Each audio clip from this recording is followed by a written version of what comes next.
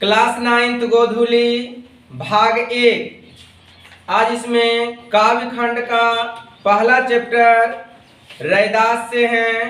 रैदास के बारे में जानेंगे। ये किस प्रकार के संत थे, सगुणवादी थे या निर्गुणवादी थे, इसके जीवन परिचय के बारे में जानेंगे और इनके जो काव्य हैं इनके काव्य को भी जानेंगे।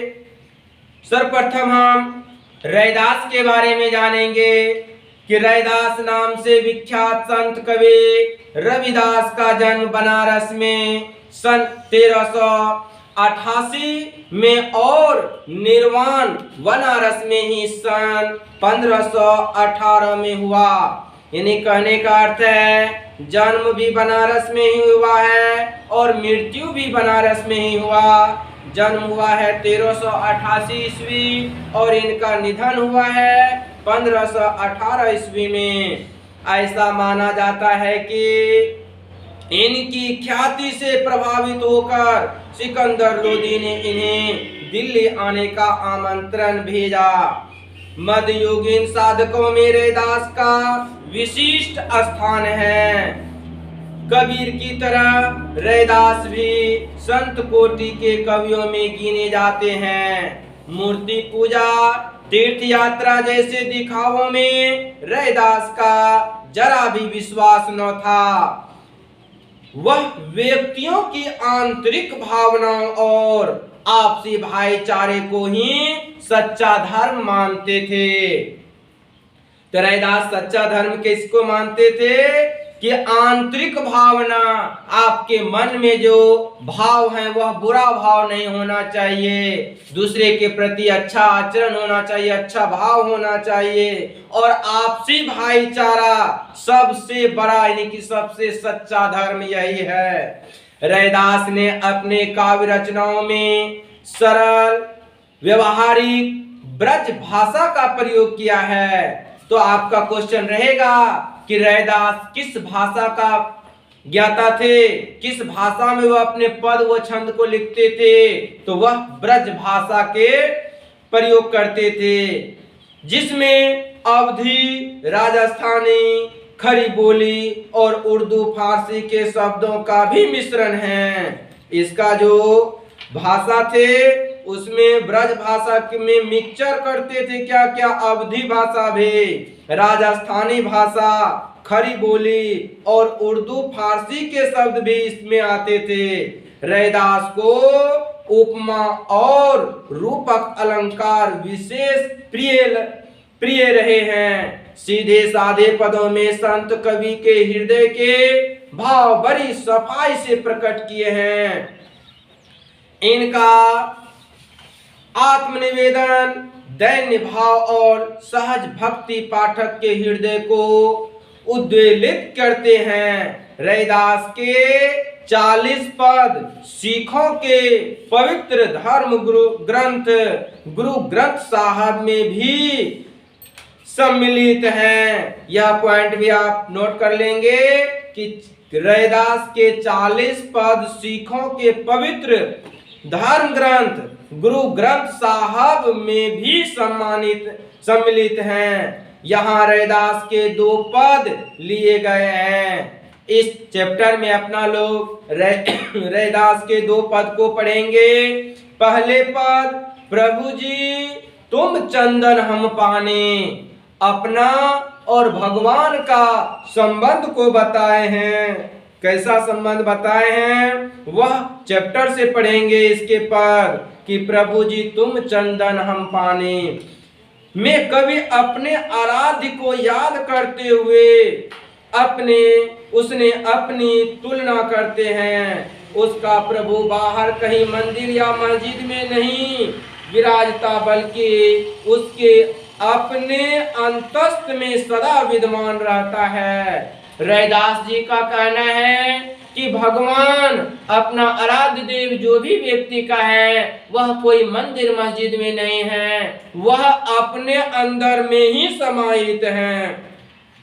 यदि नहीं, यही नहीं, वह हर हाल में, हर काल में और उसे श्रेष्ठ और सर्वगुण संपन्न है, इसलिए तो कवि को उन जैसा बनने की प्रेरणा मिलती है।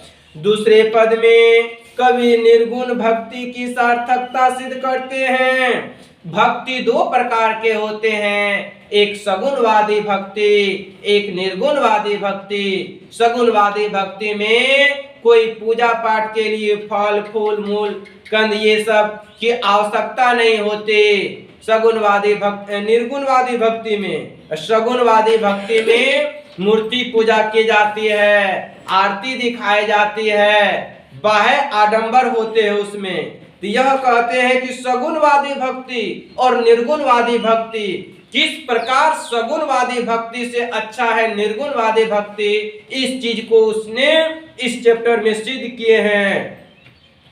कहते कवि की नजर में ईश्वर की पूजा अर्चना के लिए चढ़ाए जाने वाले फल फूल जल अनूठे हैं, अर्थात वह क्या है, झूठे हैं। हम प्रभु को जो भी फल फूल जल चढ़ाते हैं सब का सब झूठे हैं। ये झूठे और गंदले भी हैं, झूठे भी हैं और गंदले भी हैं। इसलिए कवि पूजा अर्चना के कर्म कांड में 9 प्रकार मन ही मन ईश्वर की पूजा करता है और अपने भीतर ही ईश्वर के सहज स्वरूप की छवि बनाता है। तो यह जाने रविदास के बारे में, जो रविदास के नाम से विख्यात हैं। अब इसका पहला पद पढ़ेंगे। कहते हैं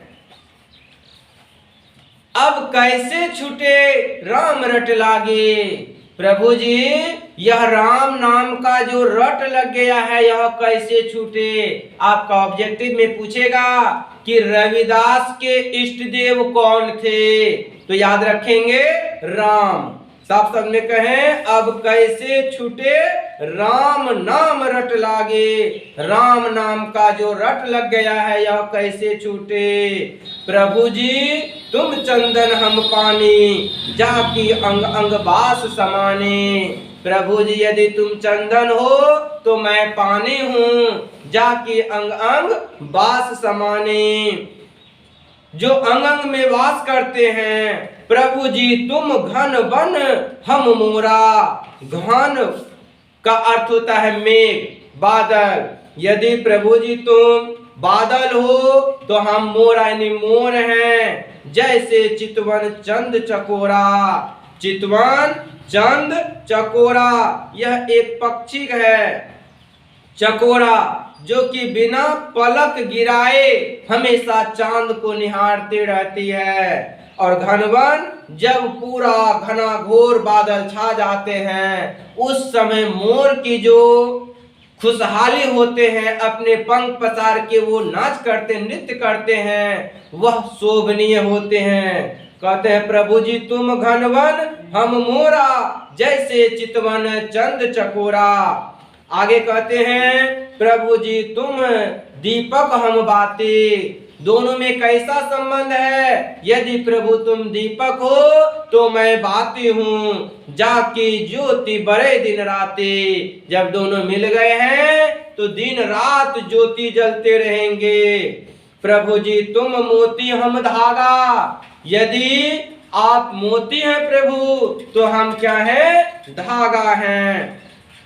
जैसे सो नहीं मिलत सुहागा। मोती से धागा निकाल देंगे तो माला का अस्तित्व ही खत्म हो जाएगा। लेकिन दोनों मिले हुए हैं, सो नहीं मिलत सुहागा। कितना सुंदर होते हैं। प्रभु जी तुम स्वामी हम दासा, ऐसी भक्ति करे रे दासा। प्रभु जी तुम स्वामी हो और मैं दास हूँ, ऐसा ही भक्ति रैदास करते हैं। पहला पद में यह बताए। दूसरा पद में रविदास कहते हैं राम मैं पूजा कहाँ चढ़ाऊं। अब यह कहते हैं सगुणवादी भक्ति यदि मैं करूं तो उसमें पूजा करने के लिए जगह चाहिए। पूजा चढ़ावा कहाँ करूं वह जगह चाहिए। क्या चढ़ाऊं वह चीज विचारणीय है, चिंतनीय है। हम क्या करें, आपको किस तरह से सगुणवादी पूजा करें। कहते हैं राम मैं पूजा कहाँ चढ़ाऊं, फल अरु मूल अनुप न पाऊं। अनुप का अर्थ हुआ पवित्र, फल मूल ये सब कुछ भी हमको पवित्र नहीं मिलते हैं। थन हर दूध जो बछरू जुठारे, यदि मैं आपको दूध चढ़ाऊं तो यह तो बछरू गाय के बच्चा ने उसको जूठा कर दिए हैं, वह पवित्र है ही नहीं।